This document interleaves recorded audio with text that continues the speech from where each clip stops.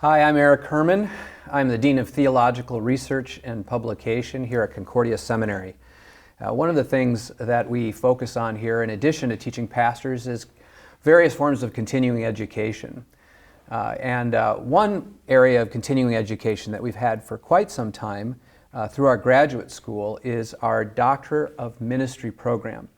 And with me today is Dr. Mark Rockenbach, who teaches in the practical department, but he is also now the new director of the Doctor in Ministry program. Thanks for being here, Mark. Yeah, thanks for having me. So today we're just going to talk a little bit about the program and kind of your role in it, but also some of the changes that have come. I think it's, on the one hand, still the same Doctor of Ministry program, but there's some new things that have adapted to technology and the needs of our students. Would you like to talk a little bit about that? Sure. So when I was asked by the provost to take on this position, he said, we got to review and revise the program. That's one of the major things I'd have to do. So we reviewed and revised the program based upon what we learned from the students, from the faculty. We made some changes. So one of those was moving the program all online. So students now can take courses through distance online education rather than have to come to campus.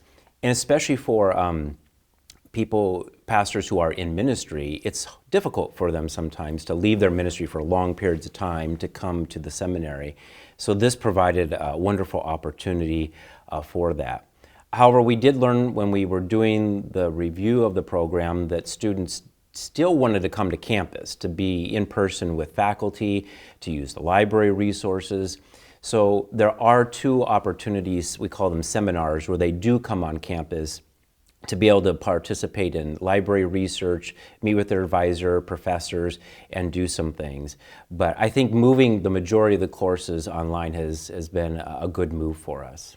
It makes sense in the sense that all of these students are already full-time pastors or in ministry. It's a prerequisite for the program, so you can't really take time off to do a graduate degree as a full-time student in that way. Tell me a little bit about the kinds of who would want to be in this program, who would find a D.Min helpful, and maybe some of the prerequisites that are connected with this program. So anyone that has a Master Divinity degree can be in the program. You have to have at least 3 years of ministry experience, and you do got to be in some sort of a ministry setting. So and that could be lots of different things. We have students that are in congregations.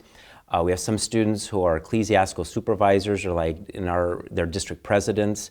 I know we had one student who worked for Lutheran Hour Ministry overseas. So as long as they're in a ministry setting, that's an important thing, because they're going to do a major applied project that has to relate to that particular ministry setting in which they are in. Okay. Yeah, so this is what would you say the general purposes of a D.Min? What are we trying to accomplish with it? I assume it's theological reflection and research, but also, on the other hand, practical application or sort of deepening one's ministry experience. How would you put it? Right. So what will happen in the Doctor of Ministry program is they're actually going to identify an issue or an opportunity they want to address in their own ministry setting. Okay. And then we're going to give them a framework to use to be able to address that particular situation. So it's really practical, it's hands-on. Probably one of the challenges is to identify which issue they want to address in their ministry setting. But once they can narrow that down, then we help them to figure out how best to do that. And that's what's cool about the Doctor of Ministry program, because it's very kind of hands-on. It's actually directly going to impact the ministry that they're currently doing. Right. You know, which is, so if we have students that are interested in that, people interested in, I got this thing, I don't know what to do with it, we'll actually give them a framework and teach them how to actually address that in a very theological way. Okay. Talk about this framework a little bit. I know it's part of what we've been teaching here in terms of practical theology across our curriculum. But what role does it play in the new design of the D.Min?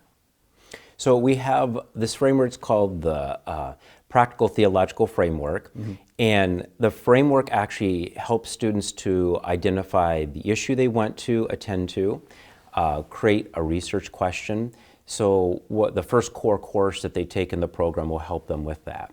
The second core course they take is the literature review. How do you understand what's going on in science, psychology, social, whatever, what's going on in that world, and how do you engage that world and see what's going on in that world. And then the third thing is theology. How do you discern theologically how to respond to the issue opportunity that you've identified. And the last one is, and how are you going to give leadership and guidance to the situation. So the practical theological framework that we teach actually matches the chapters that they will write for their major applied project. And it also correlates to the core courses that all students will take in the program. Okay. So if I'm interested in continuing and deepening my ministry experience through this program and becoming better equipped to be a better pastor or whatever the area of my ministry is, do I have to, you said we really need to identify something up front. What if I don't know, if there's too many things, for instance, there's just, a ministry is multifaceted. What if I don't know, I know I want to do something. I know I want to deepen who I am and my proficiencies.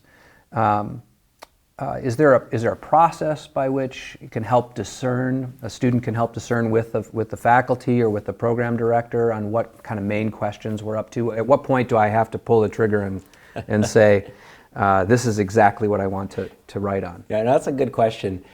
So there are some students, there are too many things they want to address, or they're just not for sure what they want to do. Yeah. But we'll help them, and really pulling the trigger on it doesn't happen until later in the program when you actually have to start working on the major applied project. So we have students sometimes who will start with a particular topic and then they'll switch to something else midstream later on. Yeah. Sometimes that happens because we have students that take calls.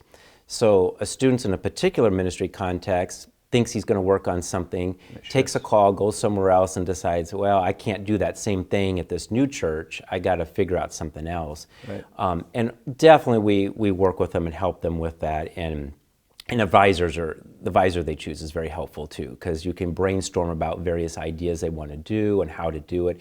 And that's just the fun of being the program, is you kind of play with those things a little bit and see what is going to be the thing that's going to be helpful to my ministry and to me personally to pursue and to go after. Okay. I mean, it sounds like it's fairly clear that the difference between, say, a doctorate, a PhD, and a doctor of ministry is really the practical orientation and the immediate ministry context in which the questions arise that you're working on. The major end goal of a PhD is this large dissertation. There's research, there's writing, there's questions that are posed, there's interaction with literature. I imagine some of that is also happening in what you've called as not the dissertation, but the major applied project. Can you talk a little bit about that and maybe how that differs from a dissertation? Yeah, so that is one of the differences, is with the Doctor of Ministry program, you actually have to do what you think is going to solve the problem you've identified. In a PhD program, you're not always required to put it into practice. But in the Doctor of Ministry program, you actually have to do it. So for example, if you think that there's a better way to do catechesis, you will, of course, philosophize about it a little bit, do some research on it, explain why you think there's a better way and what you think your better way is. But in the Doctor of Ministry program, you actually have to do it. So you actually have to get a group of people together. You got to do the new catechesis program, and then using field research, qualitative or quantitative research, you got to actually evaluate whether or not it works or not. Yeah.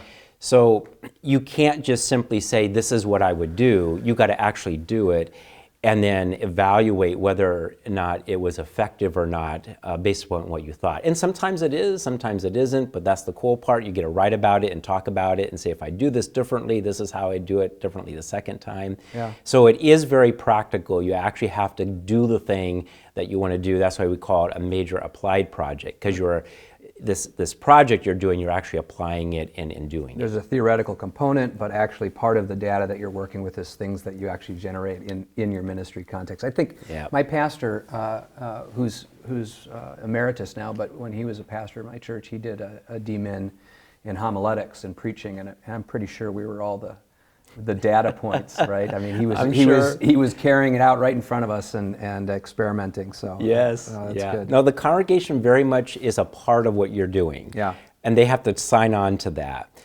So you can't do a doctor of ministry degree without your ministry that you're at approves of that and knows that they're going to participate in your research that you're doing. Right, right. Well, how long typically does this take? If I was from application to completion, obviously it's dependent on how much time I'm able to dedicate to it, but what's kind of the general sense of the program? So, I mean, if you were dedicated to it, you probably could accomplish it within 4 to 5 years. Okay. You get 6 years to complete the program. But again, we understand pastors' situations, and sometimes they can't take classes this semester because of something going on their ministry site. So we try to work with them very much. But you know, 4, 5, 6 years, you should be able to complete the program depending upon what's going on externally in your own ministry and your own personal life. Yeah, sounds flexible and useful. Very good.